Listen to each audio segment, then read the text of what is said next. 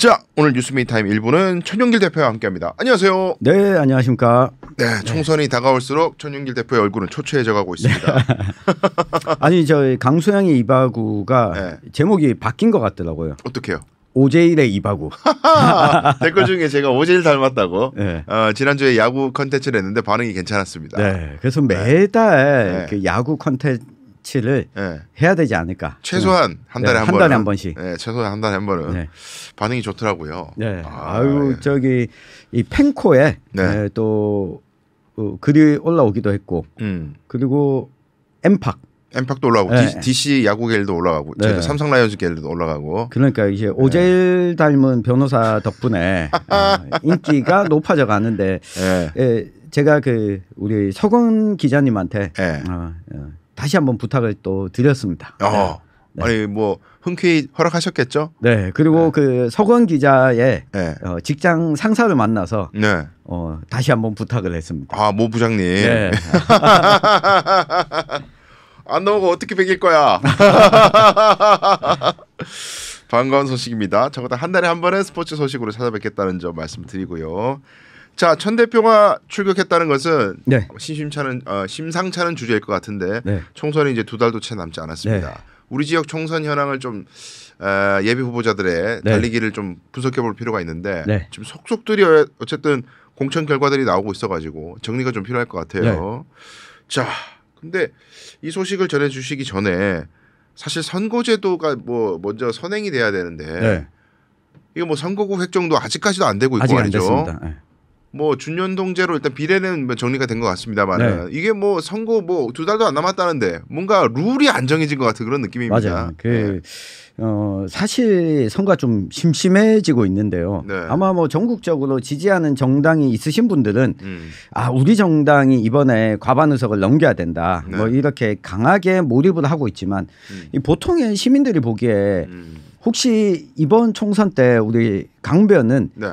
기억에 남는 정책이나 공약 기억에 남는 게 한 가지 있습니까?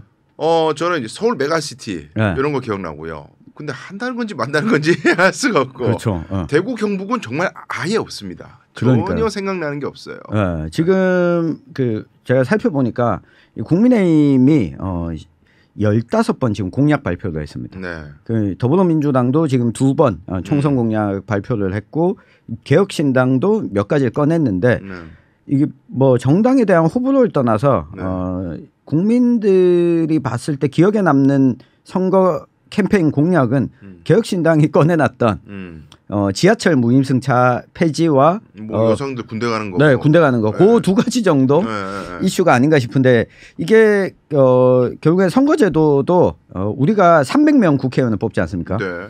300명 국회의원을 뽑는데 제가 이 이야기를 드리는 이유는 300명을 뽑지만 300명이 하는 일을 보면 결과적으로 이 정당이 일을 다 한다. 그러니까 정당에 따라서 대부분의 법안 가결은 되거나 부결되거나 당론에 따르기 때문에. 네, 당론에 따르기 때문에 그런 측면에서 보면 우리가 지역구 국회의원을 253명, 253명 뽑고 비례대표 47명을 뽑는데 정작 유권자가 표를 행사할 수 있는 당락을 가를 수 있는 거는 한 명의 국회의원밖에 없다. 많이들 몰입을 해서 보지만 내가 우리 이 정당을 과반 넘게 만들겠어 라고 생각하지만 본인이 결정할 수 있는 것은 한 명의 국회의원밖에 없다. 지역구 선거는. 그래봐야 뭐 비례대표에서 조금 더 우리 그렇죠. 정당에 힘을 실어주는 정도의 투표의 효용감이 떨어진다는 얘기네요. 네. 그러면서 또 소선거구 제도와 준연동형 비례대표제인데 뭐 어떤 분들은 준연동형 비례대표제가 뭐 어렵다. 계산하는 산식이 복잡하다. 이런 이야기를 하는데 쉬우려면 소선거구처럼 무조건 1등만 당선시켜주는 걸 만들어버리면 되고 그렇지 않으면 준연동형 비례대표제도 단순하다. 그러니까 생각보다 300명의 국회의원 중에 우리가 2표를 행사하는데 그중에 1표는 지역구에서 뽑고 근데 지역구에서 이미 국회에 많이 들어간 정당에게 또 정당 비례대표 의석을 배분해주면 사실 정당이 지지받고 있는 것보다 훨씬 더 많이 가져간다. 결과적으로는 왜곡이 일어나는 거죠. 그렇죠. 그것 때문에 이미 지역구에서 많이 가져갔다면 이 정당을 빼놓고 비례대표에서 지지율만큼 의석을 못 가져간 정당에게 비례대표 의석을 배분하는 그럼 아주 뭐 단순 명료한 제도라고 이해하시면 저는 좋을 것 같습니다. 그러니까 한마디로 지역구에서 의원 많은 정당은 네. 비례대표 의석을 가져가지 못한다. 네. 그게 이제 연동형 내지는 준연동형이고 네. 옛날에 그 병립형이라고 표현하던 그거는 아무 상관없이 그건 뭐 그렇죠. 전혀 페널티 없이 지역구도 많이 가져가고 비례대표도 많이 가져가고 그럴 수 있다는 거잖아요. 그럼 우리가 이제 지역구도가 이제 공고화되어 있는 우리나라 현실에서는 이제 옛날 병립형 시절에 가면 또 뭐 하여간 지역주의가 더 공고해지는 역효과도 있고 뭐 그러는데 근데 어쨌든 뭐 조금 또 다른 얘기로 갈 수도 있지만 준연동형으로 갔음에도 불구하고 위성정당을 거대 양당 둘 다 만듦으로써 그렇죠. 준연동형 체제를 완전히 또 사실상 껍데기만 남기는 뭐 또 그런 식으로 폐악을 또 보이고 있습니다. 양당이. 자 어쨌거나 저쨌거나 우리는 이제 대구 경북에 이제 발을 딛고 살고 있기 때문에 그렇습니다. 이야기를 해야 되는데 뭐 어쨌든 인정하고 싶지는 않으나 일당이 계속해서 이제 당선되는 뭐 어느 당이든 저는 뭐 민주당이 계속 당선되는 것도 옳지 않다고 봐요. 근데 어쨌든 한 당이 공천만 받으면은 당선되는 그런 현상이 일어나고 있다 보니까 특히 국민의힘에 지금 현재 그 공천 관련된 여러 가지 뭐 경선이라든지 여기 관심이 많이 갑니다. 근데 이거 뭐 자꾸 더뎌요. 몇 끝까지 안 나와 결과가. 왜 이렇게 늦습니까? 그러니까 이게 안 나오는 이유가 겉으로 드러난 거는 이 두 가지 정도가 있습니다. 하나는 이 대구와 경북이 25명 국회의원인데 25명 모두 국민의힘입니다. 그렇죠. 근데 국민의힘 공천관리위원회 규정에 따르면 25명 중에 현역 의원 컷오프 공천 원천 배제 대상이 2명이 됩니다. 근데 이걸 공천 배제자를 제일 먼저 발표하는 게 나을까요? 뒤에 발표하는 게 나을까요? 뒤에 해야죠. 그렇죠. 싸움이 나니까 먼저 하면 시끄럽잖아요. 그러니까 25명 중에 2명을 공천 배제하기 위한 걸 천천히 발표하는데 앞에서 단수 공천을 4명을 했습니다. 대구 경북 합쳐서 2명씩. 그러니까 하고 나서 그다음에 경선자 발표를 했습니다. 그러니까 지금 발표가 안 되고 있는 지역들은 첫 번째 이유는 하위권에 있는 컷오프 지역이다. 컷오프 예상 지역이다. 그게 있고 또 한 가지는 선거구 획정이 안 된 것 때문에 그렇습니다. 그러니까 대구는 군의군을 추가하는 것 빼고는 선거구 조정이 없는데 이 경북의 경우에는 군의군이 빠져나가고 또 인구가 줄면서 지금 선거구 변동이 3개 지역이 연동돼 있습니다. 그러니까 선관위 선거구 획정위원회가 12월 5일 날 지난해 내놓은 안을 보면 지금 안동 예천 선거구는 그대로 두고 영주 영양 봉화 울진에서 울진을 의성 청송 영덕 선거구로 떼서 붙이는 방안을 냈습니다. 근데 또 국회 정개특위에서 아니다. 울진을 떼지 말고 예천을 떼가지고 의성 청송 영덕에 갖다 주자. 예천은 큰데. 그렇게 되니까 안동에서 반발하고 나섰어요. 왜냐하면 이렇게 경북도청 신도시가 있는데 그러니까 우리가 안동 예천을 어떻게 만들어놨는데 이걸 다시 떼냐 한 번만에 강하게 반발하고 나서고 여야 합의가 안 되니까 여야 합의가 안 되는 이유는 경북 선거구와 관련은 없습니다. 이게 어떤 거냐면 이 민주당이 우세한 지역에 의석수 감소가 조금 더 많거든요. 늘어난 지역은 국민의힘에게 조금 유리한 지역이 늘어나게 되다 보니까 더불어민주당 쪽에서는 이거 합의할 수 없다. 그러면 대구 달서구 의석 3개인데 여기도 인구 좀 줄었으니까 여기 2석으로 만들어라. 뭐 이런 요구들도 있었거든요. 그것 때문에 안 나오게 됐는데 경북 지역은 합의는 얼추 이루어졌습니다. 영주 영양 봉화 울진에서 그냥 울진을 떼서 갖다 붙이는 의성 청송 영덕가 이렇게 합의는 되는데 문제는 공천 결과를 지금 발표하잖아요. 공천 신청 받을 때는 선거구 획정이 변경되기 전으로 신청을 받습니다. 그러니까 그럴 수밖에 없잖아요. 기본적으로. 근데 여기서 신청을 받았는데 선거구가 바뀌게 되면 공천 심사를 다시 진행해야 됩니다. 그럼 그것도 그렇고 선거운동 어떻게 해야 돼요? 그러면 도대체. 그래서 이미 저 김재원 전 최고위원 같은 경우에는 선거구 바뀔 걸 예상하고 지금 포함되지 않은 선거구에 가서도 열심히 밑작업을 하고 있습니다. 아 그래요? 지금 잠행하고 있군요. 네, 김재원 최고위원이 원래 의성에서 국회의원을 지냈었고 본인 고향이 의성인데 의성은 자신 있다. 사실 선거구 획정이 안이 나오기 전에도 김재원 의원 전 최고는 영덕에 가서 선거운동 열심히 하고 있었습니다. 본인이 활동을 별로 안 했던 지역에 가서. 그리고 울진이 혹시 올지 모른다라고 해서 울진 쪽에도 열심히. 그러니까 이렇게 준비하고 있는 사람들도 있긴 있습니다. 야, 진짜 부지런하다. 그러니까 이게 선거구 획정이 안 됐기 때문에 여기 발표 못해.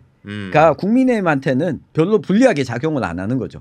어차피 컷오프를 빨리 발표하게 되면 경선 일정을 빨리 발표하기보다 컷오프 늦게 발표하는 게 더 나으니까 특히 지금 쌍특검 김건희 도이치모터스 주가 조작 특검이랑 대장동 50억 클럽 특검법이 재의결을 또 앞두고 있기 때문에 한 명의 국회의원이라도 이탈을 막겠다는 입장에서 보면 선거구 획정이 묘하게 늦게 된 게 국민의힘 입장에서는 별로 나쁘지 않은 상황이 된 거죠.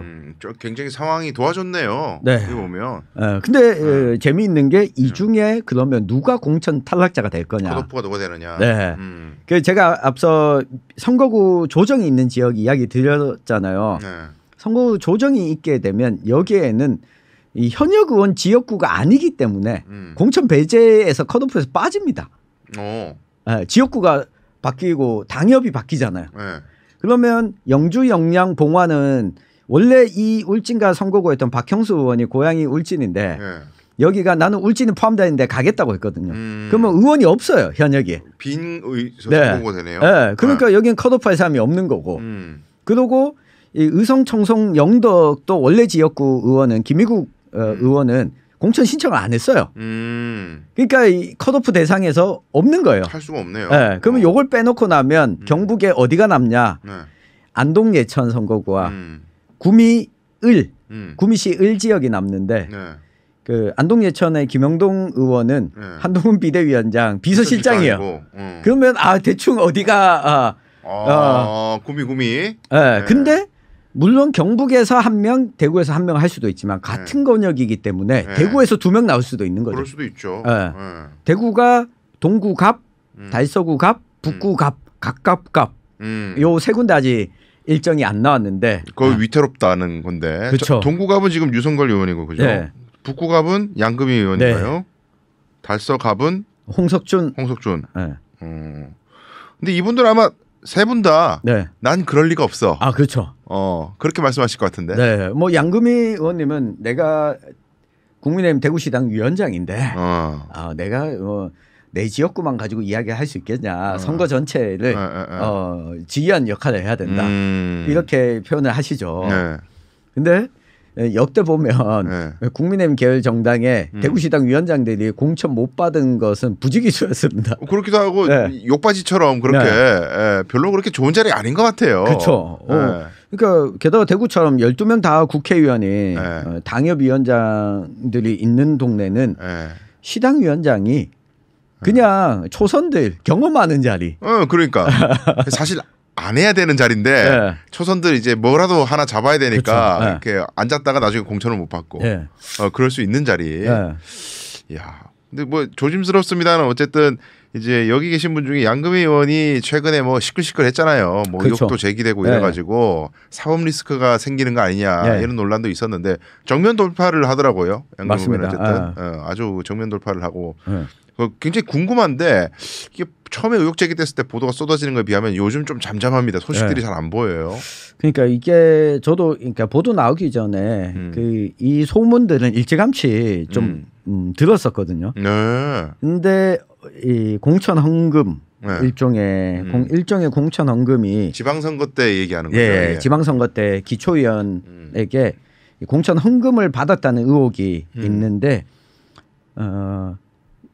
돈의 출처가 요즘 이런 것들을 계좌 거래하는 사람은 없지 않습니까? 누가 그걸 계좌라겠어? 다 행동을 해야지. 그랬을 때 우리 변호사님이 잘 아시겠지만 증거가 없는 경우가 많습니다. 그렇죠. 진술에만 의존해야 되는 경우가 많죠. 진술에만 의존해야 되는데 이전에 우리 대구 경북권에서 보면 김영만 전 군의군수 도 그랬고 김주수 의성군수도 그랬고 이게 1심, 2심 뭐 유죄 나오다가도 뒤엎어지는 경우가 있습니다. 진술의 그렇죠. 신빙성이 없다. 그래서 아마 정면 돌파를 실제 그렇게 받았든 안 받았든 간에 정면 돌파를 선택하는 방법이 그래야 하죠. 하니까 저는 뭐 그렇게 정면 돌파를 하더라도 또 이제 검사님 앞에서는 이제 한없이 숙이고 있는 모습들을 변호사 협업을 많이 봤습니다만은 어쨌든 정치인은 대외적으로는 굉장히 그 강경하게 목소리를 내야지 이게 어중간하게 이거 뭐 사과하는 것도 아니고 뭐 싸우는 것도 아니고 그 최악의 포지션이죠. 그렇죠. 뭐 어쨌든 양금희 의원이 뭐 진실은 알 수 없습니다만 어쨌든 정면 돌파를 선언한 것 같은데 지금 이제 민주당 공천 분위기 보면은. 이 보면 이제 뭐 사법 리스크라든지 뭐 의혹이라든지 이런 거 빌미로 해가지고 그냥 날리는 것에 있어서 정당성을 막 이야기하는 경우가 많기 때문에 그렇죠. 국민들이 그걸 보고 있으니까 자연스럽게 양금희는 좀 위험한 거 아니야? 맞아요. 이런 생각을 하게 되는 거죠. 근데 이게 비교를 해보면 그런 게 있습니다. 아까 경북에서는 이렇게 봤을 때 가능성이 있는 곳이 만약에 진짜 한동훈 비대위원장이 자신의 비서실장인 김영동 의원을 공천 배제했다라고 하면 당을 먼저 생각한 사람이다. 이런 이미지는 저는 가능성은 낮다고 생각합니다. 근데 구미시 을 같은 경우에는 다들 갑을 둘 다 초선이죠. 근데 구미시 을 같은 경우에는 다른 것보다도 지금 용산 대통령실 비서관 출신이 2명이나 내려와 있습니다. 그러니까 그리고 김영식 현역 의원이 크게 중앙정계에서 존재감이 있거나 이렇지 않았기 때문에 교수 출신이었고 동공대 총장 총장 지냈었고 그러다 보니까 이쪽도 그러니까 용산에서 어느 정도 입김을 행사하더라도 크게 반발이 없을 만한 지역이기도 하고 그러니까 구미시 을과 동구갑도 유성걸 의원이 바른정당에 또 합류했었던 의원이기도 하고 본인은 계속 아니라고 합니다.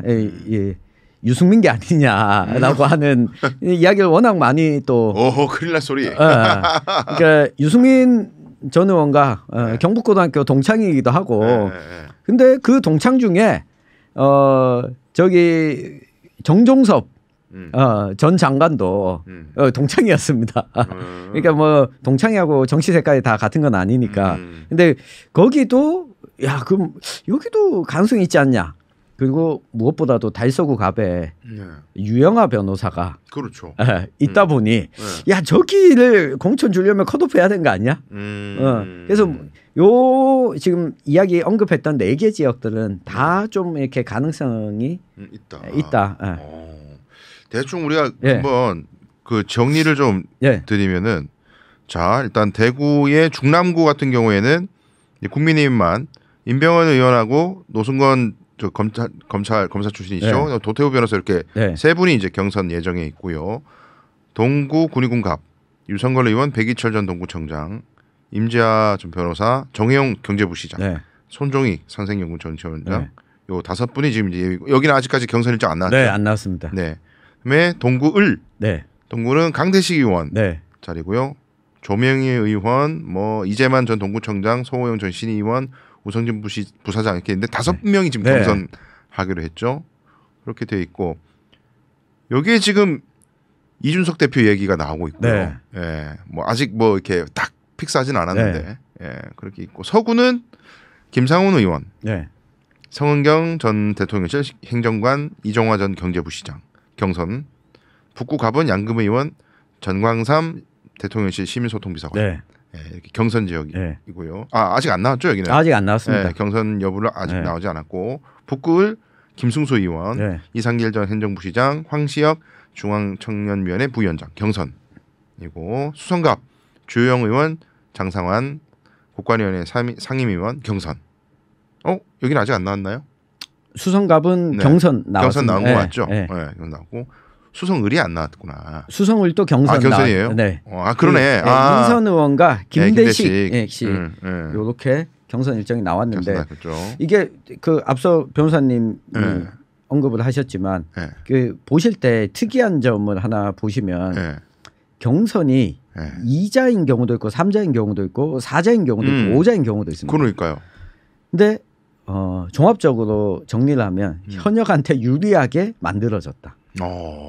왜 그렇습니까? 그러니까 이 포항 남구 울릉 같은 경우에도 4자 경선이었거든요. 근데 여기 현역 의원이 김병욱 의원입니다. 그러니까 대선 캠프 때 유승민 대선 후보 캠프에서 일을 했었고 여기 컷오프 된 거 아니야? 우리 용산에서 가장 싫어하는 사람이 이재명이 아니라 뭐 유승민이다. 뭐 이런 소문이 있다 보니까 그랬는데 상대적으로 1대1 경선을 하게 되면 윤심을 모아서 한 명에게 갈 수가 있잖아요. 근데 이 지역 같은 경우에는 4자 경선이면 김병욱 의원이 별로 불리하지 않는 거예요. 그래서 3명의 후보 중에 2명은 단일화를 했습니다. 그래서 3자 경선으로 바뀌었거든요. 그리고 강대식 의원도 여기는 대표적인 친유승민계 사람이죠. 유승민 전 의원을 따라서 구청장 하다가 탈당해서 바른정당 갔다가 저희 새로운 보수당까지도 같이 갔었던 인사였었고, 근데 강대식 의원이 5자 경선을 하게 되면 불리할 게 없는 거죠. 불리할 게 없는 거죠. 다 반대 비투표들이 분산되니까. 네. 그러니까 뭐 그런 상황을 좀 염두에 두시고 경선을 보시는 것도 재미있지 않을까 그러네요. 싶습니다. 후보가 난립할수록 현역 의원들한테는 유리하네요. 네. 그래야 이인재 방지법에 들어갈 수도 있는 거죠. 특히 이재만 전 동구청장 같은 경우에는 저 대구시장 경선 나왔을 때 런닝 셔츠를 입고 현수막 사진을 걸어놨었거든요. 나는 젊다. 근데 여기는 선거법 위반으로 빵에 갔다 오신 분이에요. 저 출소하신 지가 얼마 안 됐어요. 근데 경선에 포함을 시켰어요. 근데 포함시킨 거는 무소속 출마도 가능한 사람이기 때문에 그래서 선거 현수막 보면 이재만 전 동구청장이 앞에 기호를 안 붙여놨습니다. 비워놨습니다. 선거 현수막에. 왜 그랬어요, 그게? 만약에 공천 배제되면 무소속 출마해야 되잖아요. 하겠다라는 표시 의중을 미리 밝힌 거네요. 그래서 최대한 경선을 하는 곳들은 이후에 무소속 출마나 개혁신당으로 빠져나가는 사람들이 없도록 만들겠다. 지금 그게 대구 경북의 지금까지의 국민의힘 공천 과정인 거죠. 근데 하기진 그 경선을 많이 붙여서 뭐 이렇게 잡음이 적게 되고 그리고 컷오프된 사람이 적다는 거니까 그러면 뭐 시끄러울 일도 별로 없는 거고. 그러한데 이제 현역 의원을 반드시 날려야만 하는 곳은 좀 심사숙고할 수밖에 없고. 그렇죠. 그런데 어쨌든 근데 전반적으로 훑어봤을 때는 원래 우리가 그 총선 좀 훨씬 전에 얘기했던 뭐 대통령실반 인사들이 말이죠. TK에 뭐 대거 낙하산으로 내려와가지고 혹은 뭐 검찰 출신 인사들이 싹쓸이 할 거다. 현역 전체 불가리를 할 거다. 뭐 별의별 얘기가 있었는데 엄청 싱거워요 지금 얘기 듣기에. 맞아요. 그리고 그 오늘 발표난 곳이죠. 경산에 이 용산 대통령실 전 행정관이었던 이 조지현 후보 단수 공천했거든요. 근데 여기는 이미 최경환이 있죠. 무소속 최경환 후보가 있고 윤두현 의원이 본인 불출마 선언을 했습니다. 며칠 전에. 그러니까 현역을 날리지 않고 뭐 캐비넷을 열었는지 어쨌는지 알 수는 없지만 자연스럽게 용산 출신을 공천을 했는데 부담이 덜한 거죠. 이유 중에 하나는 지금 여론조사를 해보면 무소속의 최경환 후보가 압도적으로 오차범위 밖에서 지지율이 더 높게 나옵니다. 그렇더라고요. 그렇기 때문에 여기 용산 출신을 공천했다고 해서 욕먹을 일이 없다. 욕먹지 않는 거죠. 현재까지는 그렇죠. 근데 뭐가 이렇게 그 극단적으로 잡음을 줄이는 것에 집중할까요? 참 이게 뭐 진짜 혹자가 말하는 쌍특검법 재의결을 두고 최대한 이탈표를 막겠다는 의도다. 뭐 예전에 그 옥새 들고 나르샤의 기억을 자꾸 그런 어떤 아픔을 상기하면서 그리고 좀 민주당은 지금 시끄러우니까 우리는 반대로 조용하다. 그래서 이제 확실히 차별점을 둬야 된다. 뭐 여러 뭐 그런 전략적으로 좀 하는 것 같긴 한데. 네. 그러니까 그것도 그 국민의힘 정치인들, 국회의원들 현역들을 만나 보면 본인들이 2020년, 2016년 총선을 진 데에는 공천 파동. 네. 때문에 우리가 졌다라고 하는 게 머리에 깊숙이 박혀 있습니다. 진박 간별사를 설치면서 망했다. 그러니까 최소한 2012년 총선까지도 마찬가지죠. 이게 2020년 총선은 이 집권 여당이 아니었기 때문에 우리가 불리한 선거였다. 탄핵 이후에 첫 총선이었고, 근데 16년, 12년 총선은 우리가 공천 때문에 졌기 때문에 최대한 공천 파동이 없어야 된다가 당직자들과 의원들의 머리에 박혀 있습니다.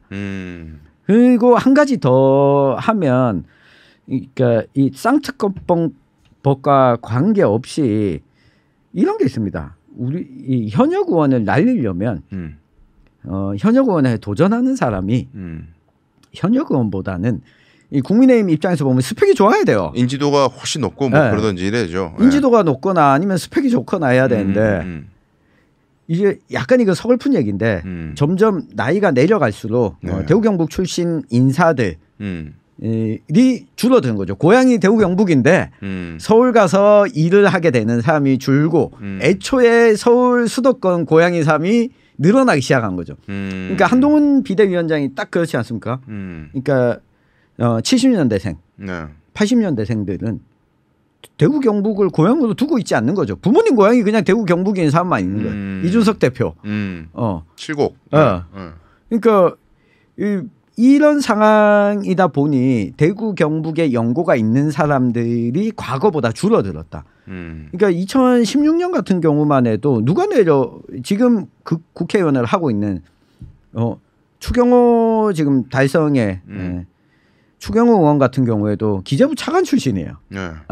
그리고 정종섭 지금은 안동에 가 계시는데 정종섭 전 의원은 행안부 장관 출신이에요. 그리고 뭐 유성걸 의원도 기재부 차관 출신이고. 그러니까 이런 장차관들이 내려오던 시대에서 한 세대가 가고 나니까 그러니까 비서관 행정관이잖아요 지금. 그러니까 현역들과 인지도 면에서도 크게 차이 난다. 크게 차이가 나는. 그러니까 교체를 할 만한 사람이 예전 같지 않고 그러다 보니까 특징 중에 하나가 뭐냐면 대구시 행정부시장과 대구시 경제부시장 출신들이 막 지금 선거에 그러더라고요. 뛰어드는 거죠. 대표적 정의용 부시장이죠. 정의용 부시장, 이상길 부시장, 그 이종화 부시장. 그리고 김승수 의원은 전 행정부시장 출신이에요. 그러니까 그리고 홍석준 의원은 부시장도 아니고 경제국장 출신이에요. 대구시. 그러니까 이게 지금 대구 경북의 국민의힘 내에서도 앞으로 좀 걱정해 봐야 되는 부분이 아닌가.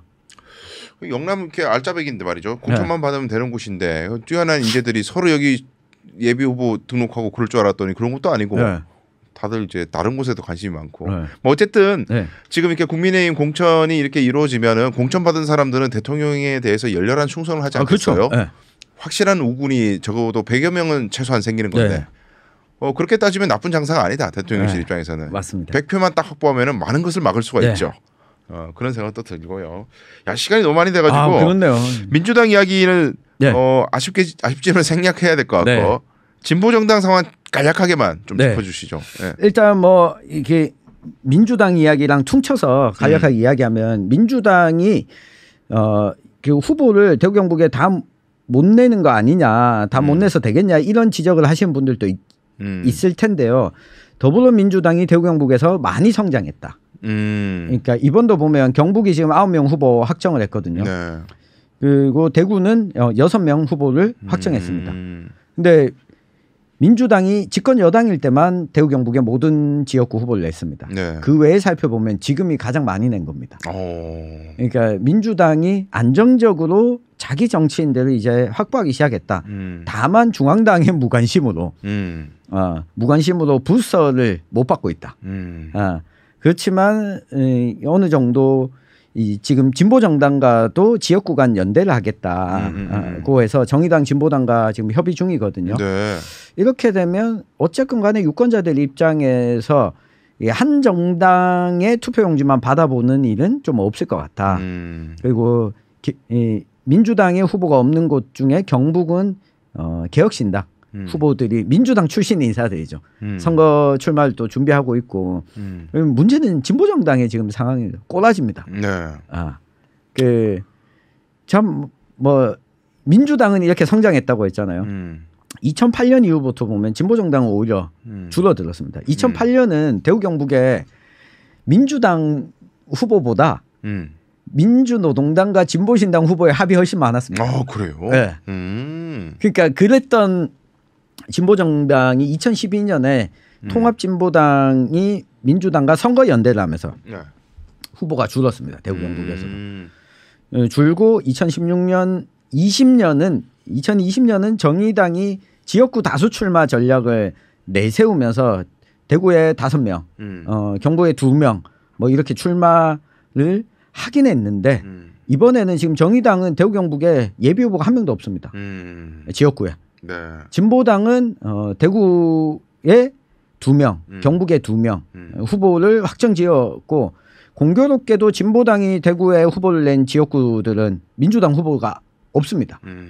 그러니까 민주당 후보들이 잘 안 뛰어드는 험지에 일찌감치 한 지금으로부터 2달 전부터 준비를 했습니다. 그러니까 동굴의 황순규 후보 그리고 달서구 병의 최용호 후보 여기는 우리 공화당에 조은진 대표가 있는 동네라서 그러니까, 민주당 후보들이 좀 꺼려하는 지역구 선거비 보전을 못 받는다. 네. 그러니까 그런 지역들이 있거든요. 서구도 그렇고. 그래서 진보당은 여기에서 지금 민주당과 협의하에 제가 취재를 해보면 동구을 달서구 병 모두 민주당이 후보를 내지 않고 진보당으로 단일화가 될 것 같습니다. 다만 이제 정의당이 출마를 준비 중인 분들이 2분 있는데 대구 경북에 3분이죠. 3분 정도가 경산의 엄정해 경북도당 위원장 그리고 한민정 대구시당 위원장이 지역구를 정하지 못하고 지금 뭐 지역구를 검토하고 있고 김성년 전 수성구 의원이 수성구을 을을 출마를 뭐 검토하고 있는 상황인데 어쨌든 진보정당은 막판에 선거 후보 지역구 후보를 내는 게 아니라 본인들의 메시지로 일찌감치 지역에서 활동해왔던 풀뿌리 정치부터 좀 해야 되는데 그런 면에서는 보면 진보당에게는 점수를 줄 수 있지만 정의당 녹색 정의당이죠. 녹색 정의당에게는 점수를 좀 주기 어렵겠다. 유권자 입장에서도 뭐 그런 생각이 듭니다. 그래요. 뭐 당에 녹록치 않은 상황이 총선 지역구 등록에서도 여실히 아마 드러나는 것 같은데 말이죠. 중앙당의 어려운 상황들 뭐 도외시할 수가 없겠죠. 지역 아무리 지역이 뭐 독고다이로 움직인다 하더라도 상당히 이건 어려울 것 같긴 한데요. 그래요. 오늘 일단 지금 현 상황에서의 여러 이제 후보자들 레이스를 좀 총괄적으로 쭉 훑어봤는데 나중에는 좀 지역구별로 좀 쪼개가지고 분석적으로 살펴보는 시간도 있었으면 좋겠습니다. 귀한 취재 감사드리고 천용길 대표님 오셔서 인사드리겠습니다. 고맙습니다. 고맙습니다.